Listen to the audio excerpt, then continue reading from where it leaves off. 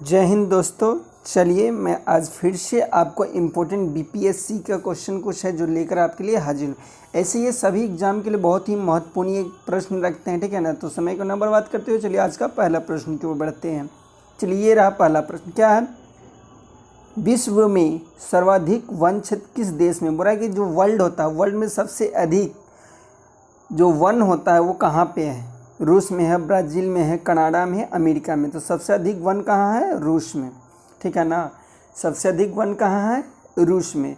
रूस से रिलेटेड कुछ बातें बता दें तो जान गए कि सर्वाधिक वन कौन सा देश में है? रूस में है। रूस की राजधानी की बात की जाए तो रूस की राजधानी कहाँ है? मॉस्को। कहाँ है? मॉस्को, ठीक है। जान गए कि सबसे अधिक वन कहाँ पाया जाता है? रूस में पाया जाता है। रूस की राजधानी कहाँ है? मॉस्को। यहाँ करेंसी यानी कि मुद्रा कौन सी चलता है? तो रूबल। क्लियर? ये तीन बातें आपको बहुत ही जानना जरूरी है। तो जान गए कि विश्व में सबसे अधिक वन कौन सा देश में पाया जाता है? रूस। रूस की राजधानी कहाँ है? मॉस्को। और यहाँ मुद्रा कौन सा चलता है, यानी रुपया कौन सा चलता है? रुपया नहीं, सॉरी, बल्कि करेंसी कौन सा चलता है? तो रूबल। क्लियर? ये थी रूस के बारे में। थोड़ा सा आपको और बता देते हैं ब्राज़ील के बारे में। तो ब्राज़ील की राजधानी ब्रासिलिया। क्या है ब्राज़ील की राजधानी? ब्रासिलिया। यहाँ पैसा चलता है यानी मुद्रा चलता है रियल या रियाल बोल सकते हैं, ठीक है। उसको कनाडा की बात की जाए, कनाडा की राजधानी कहाँ है? ओटाव। कनाडा की राजधानी ओटाव। यहाँ पे क्या चलता है? डॉलर चलता है। अमेरिका की राजधानी वाशिंगटन डीसी। और यहाँ रुपया क्या चलता है? मुद्रा क्या चलता है? डॉलर, ठीक है ना। तो सबसे अधिक वन क्षेत्र कहाँ पर जाता है? रूस में। चलिए दूसरा प्रश्न की ओर बढ़ते हैं। सौर विकिरण की सबसे महत्वपूर्ण भूमिका है। सौर विकिरण मतलब सनलाइट, ठीक है। जो सूरज का किरण आता है वो बोल रहा है कि सौर विकिरण मतलब सूरज का जो किरण है यानी कि जो प्रकाश है वो।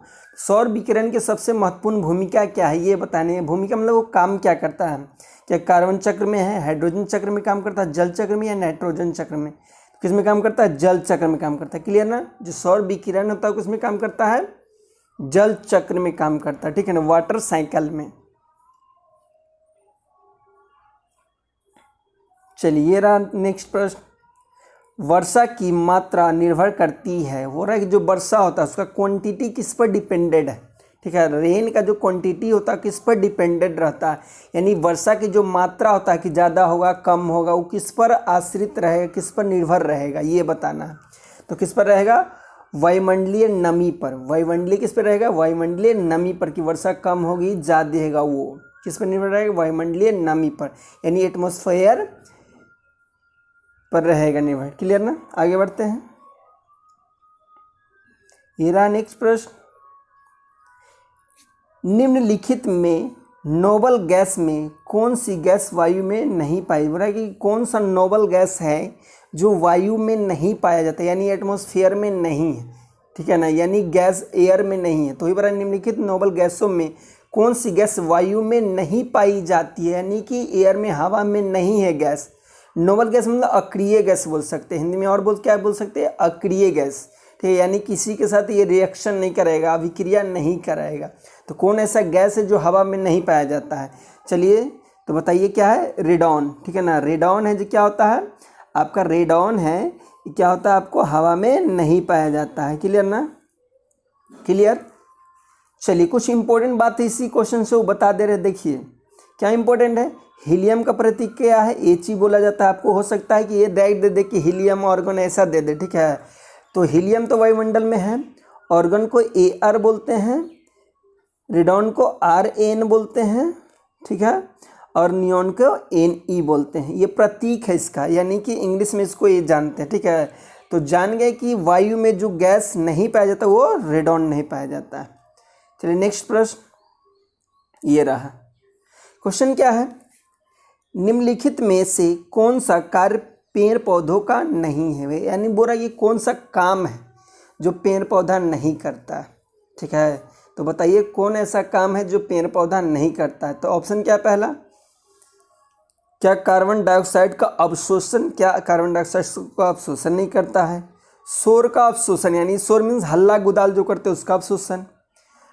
थर्ड है वायु प्रदूषण। क्या प्रदूषण, प्रदूषण मतलब गंदगी, जो हवा में गंदगी फैलाता है, ये क्या करता है। या ऑक्सीजन की विमुक्ति, विमुक्ति मतलब छोड़ना, रिलीज करना, कि गैस को छोड़ देना बाहर।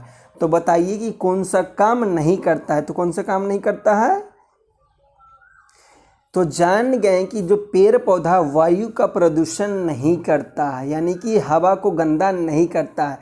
कार्बन डाइऑक्साइड को भी क्या करता है, अवशोषण। अवशोषण मतलब कार्बन डाइऑक्साइड, जानते हैं कि पेड़ पौधा क्या करता है, अपना खाना बनाने के लिए कार्बन डाइऑक्साइड लेता है, यानी CO2 गैस को लेता है, ठीक है ना।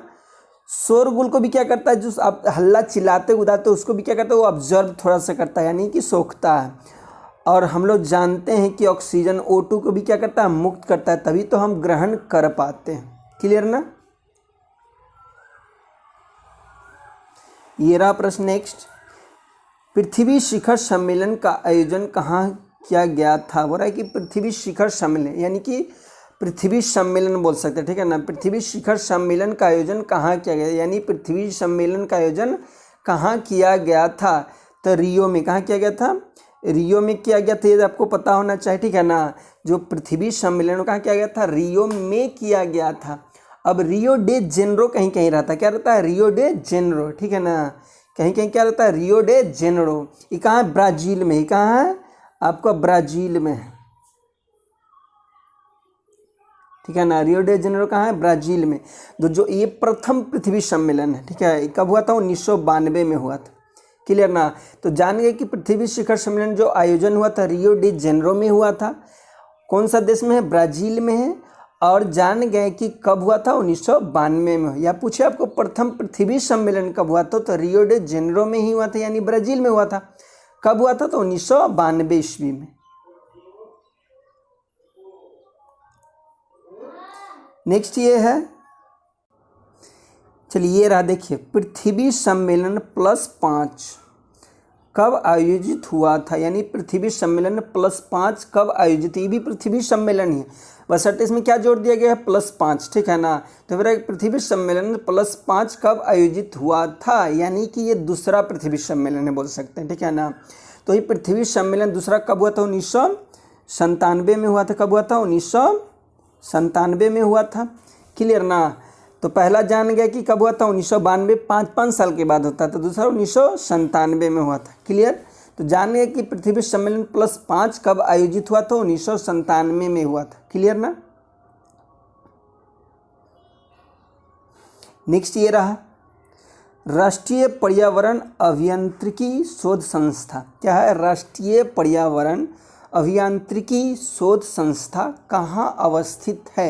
यानी बोल रहा है कि NEERI कहाँ पे है, स्थित कहाँ, ये बहुत ही इंपॉर्टेंट प्रश्न है। क्लियर। तो कहाँ पे है बताइए, जल्दी से बताइए फटाक से। तो कहाँ पे है, नागपुर में है। कहाँ पे है, आपका नागपुर में। क्लियर ना। कहाँ पे है, नागपुर में।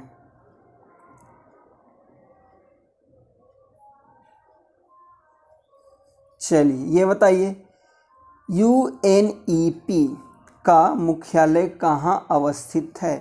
क्या है, UNEP का मुख्यालय कहाँ अवस्थित है।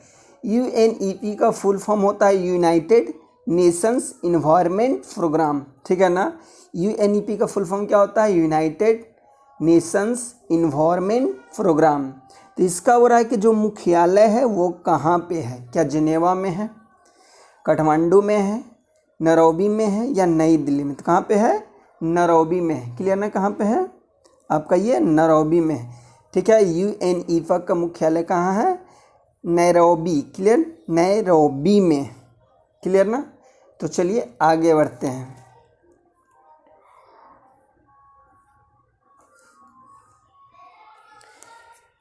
ग्रीन पीस, क्या है, ग्रीन पीस इंटरनेशनल का मुख्यालय कहाँ स्थित है। देखिए ये मुख्यालय वाले जो भी प्रश्न होते हैं बहुत ही इंपॉर्टेंट होते हैं। तो इस टाइप के जो भी प्रश्न है उसको ज़्यादा वैल्यूएबल समझिएगा, इस पर ज़्यादा फोकस करिएगा, ठीक है ना। तो ग्रीन पीस इंटरनेशनल का मुख्यालय कहाँ स्थित है, तो ये बताइए जल्दी से। कहाँ है, एम्स्टर्डम, ठीक है ना। कहाँ पे है, Amsterdam. Clear. Green peas international का मुख्यालय कहाँ है, एम्स्टर्डम। क्लियर।